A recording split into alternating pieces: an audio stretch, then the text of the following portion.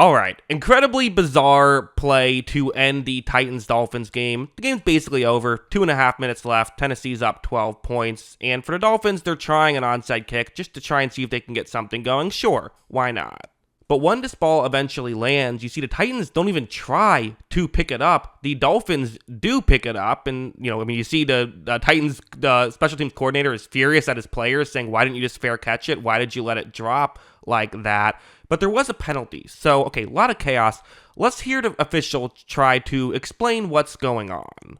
In this situation, the kicker kicked the ball beyond the landing zone, so there's a penalty for illegal kick. And it's enforced from the 20-yard line, half the distance to the 10. It'd be first down. Okay, so maybe not the clearest explanation, I think is fair to say, with all due respect. Couple things to note. For one thing, the official refers to it as the landing zone. That is incorrect. The landing zone is only when you're kicking it long. On an onside kick, there is no landing zone. There's the setup zone. Actually, this gets a little bit confusing as well, so let's go to the other angle. Going over here, so again, you see the ball is kicked up. This is the onside kick setup zone, which is different than the regular kickoff setup zone. There's two different setup zones. Again, I know it's confusing.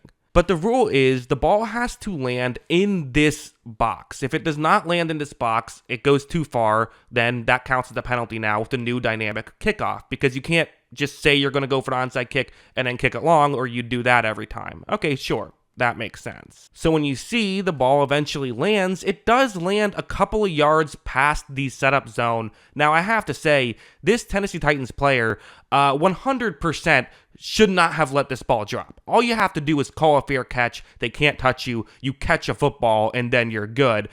This was way too close for comfort. This is only a couple yards past the setup zone. This is a bad decision.